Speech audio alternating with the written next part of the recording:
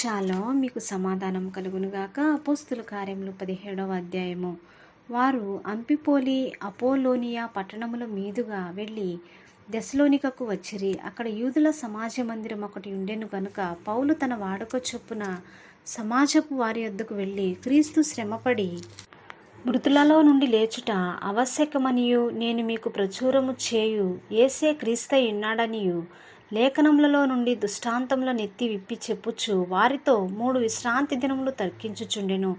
వారిలో కొందరును భక్తిపరులకు గ్రీసు దేశస్థులలో చాలామందియు ఘనతగల స్త్రీలలో అనేకులను ఒప్పుకొని పౌలుతోనూ శీలాతోనూ కలుసుకొనిరి. అయితే యూదులు మచ్చరపడి పనిపాటులు లేక తిరుగు కొందరు దుష్టులను వెంటబెట్టుకుని గుంపు కూర్చి పట్టణమెల్లా అల్లరి చేయుచు యాసోను ఇంటి మీద పడి వారిని జనుల సభ ఎదుటికి తీసుకుని వచ్చుటకు యత్నం చేసిరి. అయితే వారు కనబడనందున యాసోను కొందరు సహోదరులను ఆ పట్టణపు అధికారుల యొద్దకు ఈడ్చుకొని పోయి, భూలోకమును తలక్రిందు చేసిన వీరు ఇక్కడికి కూడా వచ్చి ఉన్నారు. యాసోను వీరిని చేర్చుకుని ఉన్నాడు. వీరందరూ యేసు అను వేరొక రాజున్నాడని చెప్పి కైసరు చట్టములకు విరోధముగా నడుచుకొని వారు అని కేకలు వేసిరి. ఈ మాటలు వినుచున్న జనసమూహమును పట్టణపు అధికారులను కలవరపరిచిరి. వారు యాసోనొద్దను మిగిలిన వారి యొద్దను జామీను తీసుకొని వారిని విడుదల చేసిరి.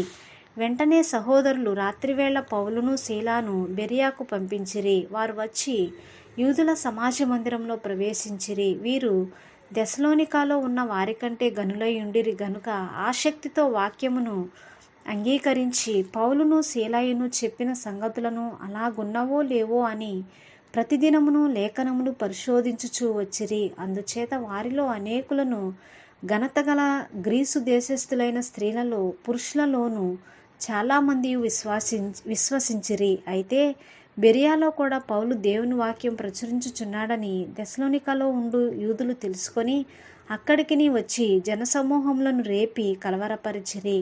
వెంటనే సహోదరులు పౌలును సముద్రం వరకు వెళ్ళుమని పంపిరి. అయితే శీలాయు తిమోతిను అక్కడనే నిలిచిపోయిరి. పౌలును సాగనంప వెళ్ళిన వారు అతన్ని ఏథెన్సు పట్టణం వరకు తోడుకొని వచ్చి శీలాయు తిమోతియు సాధ్యమైనంత శీఘ్రముగా అతని యొద్దకు రావాలని ఆజ్ఞ పొంది బయలుదేరిపోయిరి. పౌలు ఏథెన్సులో వారి కొరకు కనిపెట్టుకుని ఉండగా ఆ పట్టణము విగ్రహములతో నిండియుండుట చూచినందున అతని ఆత్మ పరితాపము పట్టలేకపోయెను. కాబట్టి సమాజ మందిరములలో యూదులతోనూ భక్తిపరులైన వారితోనూ ప్రతిదినము సంత వీధిలో తన్ను కలుసుకొని వారితోనూ తర్కించుచూ వచ్చెను. ఎపికూరియాలోను స్తోయికులో ఉన్న కొందరు జ్ఞానులు అతనితో వాదించిరి. కొందరు ఈ వదరబోతు చెప్పినది ఏమిటని చెప్పుకొనిరి. అతడు యేసును గూర్చియు పునరుద్ధానమును గూర్చియు ప్రకటించెను గనుక మరికొందరు వీడు అన్యదేవతలను ప్రచురించుచున్నాడని చెప్పుకొనిరి. అంతటా వారు అతని వెంటబెట్టుకొని అరేయోపాగు అను సభ యొద్దకు తీసుకొని పోయి, నీవు చేయుచున్న ఈ నూతన బోధ ఎట్టిదో మేము తెలుసుకొని వచ్చునా?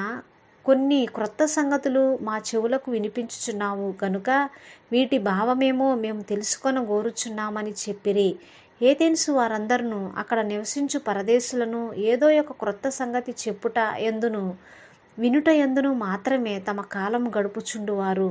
పౌలు అరేయోపాగు మధ్య నిలిచి చెప్పినదేమనగా, ఏథెన్సు వార్లారా, మీరు సమస్త విషయములలో అతి దేవతా భక్తి గలవారై ఉన్నట్టు నాకు కనబడుచున్నది.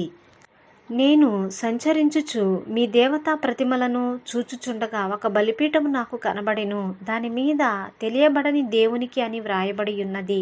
కాబట్టి మీరు తెలియక దేనియందు భక్తి కలిగి ఉన్నారో దానినే నేను మీకు ప్రచురపరచుచున్నాను.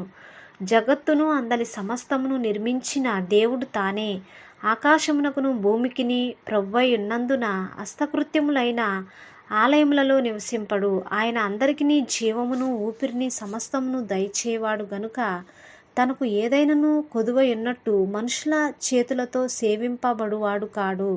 మరియు యావత్ భూమి మీద కాపురం ఉండుటకు ఆయన యొక్క నుండి ప్రతి జాతి మనుషులను సృష్టించి వారు ఒకవేళ దేవుణ్ణి తడువులాడి కనుగొందురేమో అని తన్ను వెదుకు నిమిత్తమును నిర్ణయ కాలమును వారి నివాస స్థలము యొక్క పొలిమేరలను ఏర్పరిచెను. ఆయన మనలో ఎవనికిని దూరంగా ఉండువాడు కాడు. మనం ఆయన యందు బ్రతుకుచున్నాము.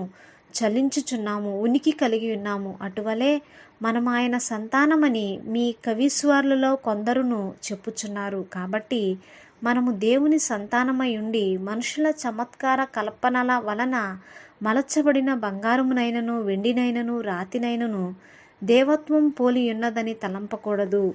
ఆ అజ్ఞాన కాలములను దేవుడు చూచి చూడనట్టుగా ఉండెను. ఇప్పుడైతే అంతటను అందరును మారుమనసు పొందవలెనని మనుషులకు ఆజ్ఞాపించుచున్నాడు.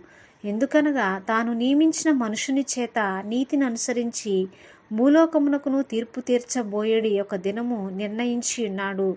మృతులలో నుండి ఆయనను లేపినందున దీని నమ్ముటకు అందరికీ ఆధారం కలుగజేసి ఉన్నాడు.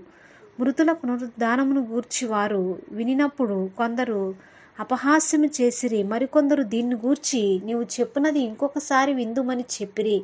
అలాగుండగా పౌలు వారి మధ్య నుండి వెళ్ళిపోయెను. అయితే కొందరు మనుషులు అతన్ని హత్తుకుని విశ్వసించిరి. వారిలో అరేయోపగీతుడైన థియోనుసియా తమరి అను ఒక స్త్రీయు వీరితో కూడా మరికొందరును ఉండిరి. ఆమేన్. దేవుడు తన పరిశుద్ధమైన వాక్యాన్ని దీవించునుగాక.